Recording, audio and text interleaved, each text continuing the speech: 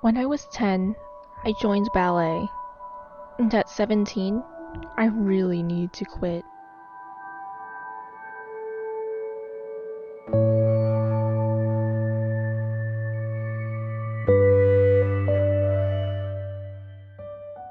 It took me such a long time to stop being so angry at ballet, and especially the people in ballet.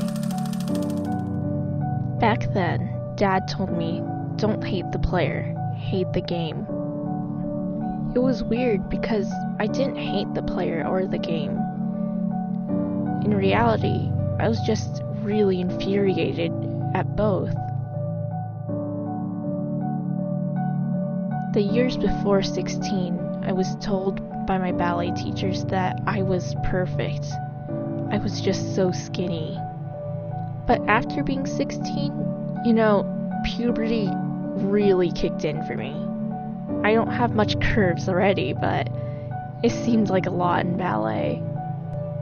So I didn't feel perfect anymore. I was asked to lose weight, and I was already well underweight.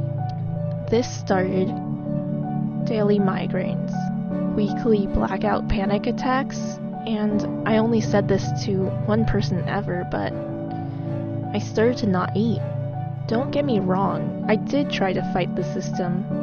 I tried to say no, but I'd violate my contract to stay, quote-unquote, aesthetically pleasing, and I would lose my scholarship. So I kept dancing with those migraines every day. I danced through panic attacks in the middle of rehearsals, and thank God my doctor caught me on my no-eating diet, so it only lasted like a week or something like that. What got me through it was a lot of distractions. So I seemed happy, but it was like a fake happiness. But when you distract yourself, you forget to see the world beyond yourself. Distractions are temporary, so when they went away, I felt like I lost everything. I couldn't admit this for a long time, but I was so dangerously close to the end of my life. And the reason why I'm still alive is because I heard a voice telling me to stop and think. So here I am. And after a year of feeling that way, I told my parents. And when I was dragged to the doctors, some people didn't believe that I could even have migraines every day for a year. Women, behold your son. Behold your mother. My parents fought for me.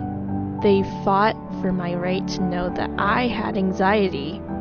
It was so upsetting that one word, one condition, was the reason for my suffering. But it did feel good to have my pain acknowledged.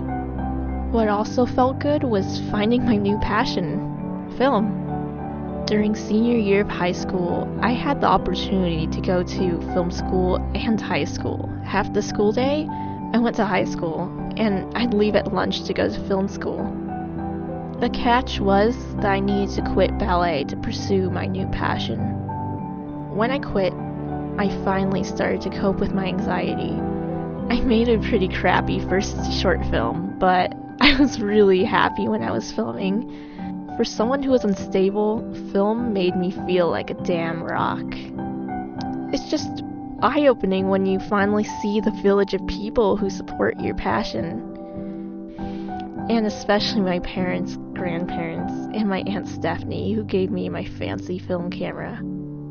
I had choices to go to colleges that were maybe considered more prestigious, but I chose CSUN for its film school.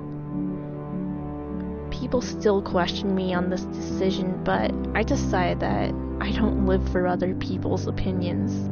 So, I moved from San Francisco to LA. My decisions really led me to almost full healing.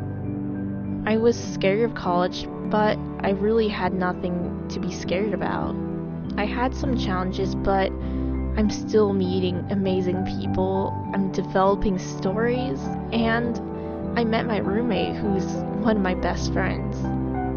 I cut my hair so short that I couldn't wear it in a ballet bun. I gained more than 30 pounds, and I wore a lot of makeup every day. I mean, I wouldn't even go out to the gym without at least a winged eyeliner and lipstick. A lot of people told me that I covered up my natural beauty because of all the makeup I wore.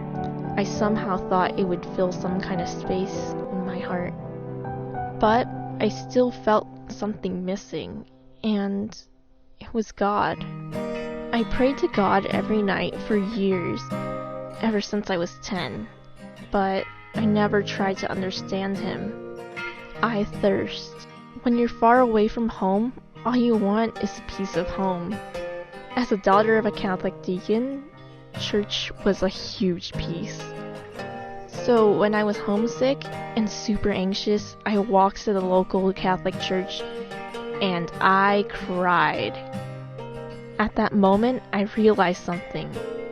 I was so angry. I was angry at God that He would let me suffer, and that's why I couldn't understand why my parents were so devoted to Him.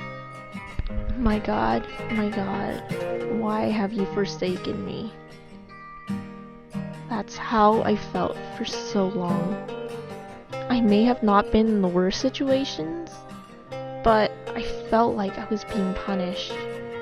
How could He put such large burdens on such a young girl? It is finished. Sitting there in an empty church, I realized all this, but I also heard the same voice I heard the day I wanted to end my life. This time the voice told me that the suffering I had was over. Father, into thy hands I commit my spirit.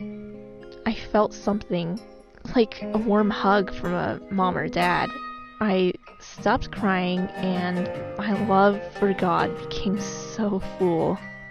Healing from anxiety is an ongoing process, but it feels like I'm healed. There's no one to blame. I was just angry, and it's as simple as that. I've lived such a blessed life, and I've blamed other people for so long. I actually lost 20 pounds, began wearing makeup only to improve my skin and features. It's way more natural stuff. I started dressing more modestly,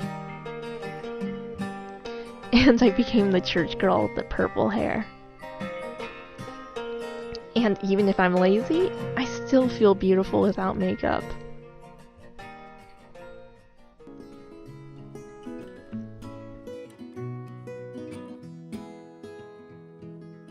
Father, forgive them, for they know not what they do.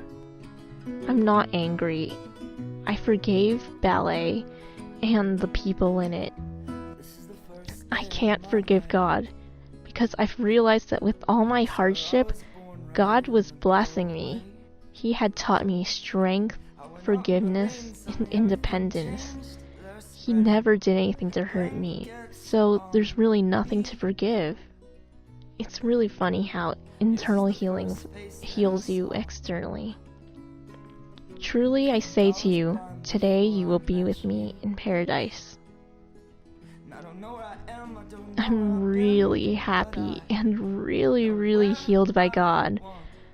I don't like to push religion, but this was such a huge part of my life. Nor do I like to share about my anxiety. I'm well aware of the stigma, and I don't like people to see me as my struggle. But I felt like maybe this can help another girl like me. I wake up every day so happy that I heard His voice to keep living. I'm the purple-haired, country-loving church girl, and I love it that way. I'm appreciative that I realized how many people love me, and I really do love them. Everything changed, you felt as if you just woke up, and you said, this is the first day of my life. I'm glad I didn't die before I met you, but now I don't care, I could go anywhere with you, and I'd probably be happy. So if you wanna be with me,